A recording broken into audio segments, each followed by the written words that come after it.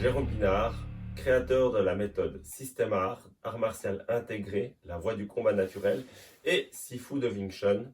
Aujourd'hui, je vais vous parler de comment entraîner les coups de poing au mannequin de bois.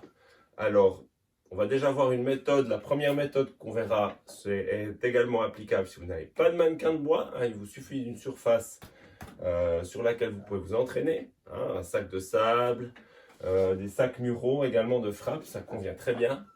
Et au tout début, on va juste voir déjà comment frapper avec le coup de poing classique du Wing Chun. Comment frapper juste. Donc le coup de poing classique du Wing Chun, on vient frapper, coup de poing vertical, et quand on l'entraîne dans le vide, on tend le bras complètement. Alors rassurez-vous, j'en ai fait des dizaines de milliers et je n'ai jamais eu mal au coude. C'est un coup de poing qu'on entraîne de manière très relaxe, donc on lâche sa force. Et on relaxe les épaules. Si vous arrivez comme ça de plus en plus tendu, ce n'est pas le but, on reste vraiment très relax. Toujours les généralités. On vient frapper en général avec facette 3. Ça veut dire que au moment de l'impact, vous avez ces 3 phalanges qui touchent l'objectif. On ferme le poing en créant une spirale. On ferme le pouce à peu près jusqu'à l'annulaire. Ça, c'est pas assez. Ça, c'est mieux. Ça, c'est parfait. Et on serre le poing de manière modérée à forte. Ça veut dire quoi? Ça veut dire que, imaginez d'avoir un grillon dans votre poing.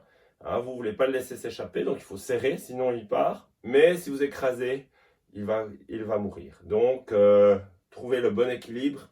Relâchez l'intérieur de votre poing. C'est une tension structurelle, mais ce n'est pas une tension d'ordre dureté. Le but, c'est de ne pas se durcir. Trouvez le bon réglage. Comme les cordes de la guitare, ni trop lâche, ni trop tendu. Trouvez le juste milieu. Première méthode d'entraînement. Alors, je vais juste pousser le mannequin de bois au fond. Première méthode d'entraînement, c'est de faire reculer le mannequin de bois vivant. Ça veut dire que je viens sur cette ligne-là. Et je viens maintenant frapper avec mes poings.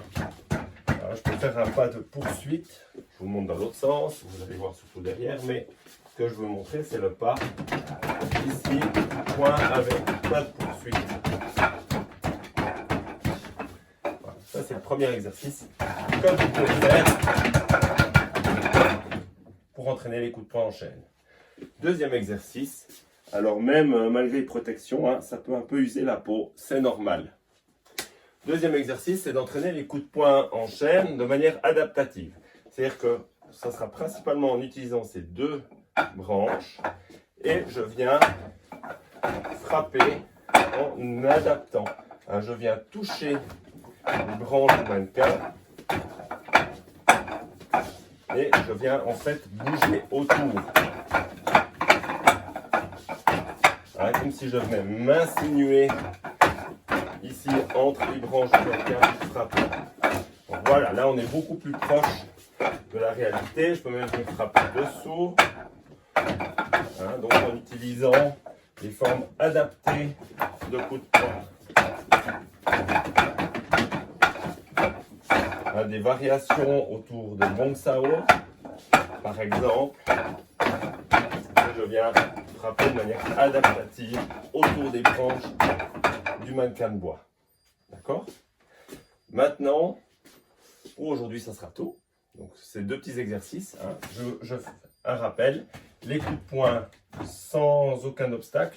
Les coups de poing avec l'adaptabilité autour des branches du mannequin. Il n'y a pas d'impact, ce ne sont pas des blocages. C'est simplement que je viens glisser ici le long des branches du mannequin. Voilà. Alors, n'hésitez pas, si vous avez des questions à ce propos, à me mettre ça en commentaire sous cette vidéo. Et sinon, si vous avez apprécié, mettez-moi un petit pouce en l'air, partagez la vidéo et abonnez-vous. Avec la cloche, c'est encore mieux. Ciao, à la prochaine.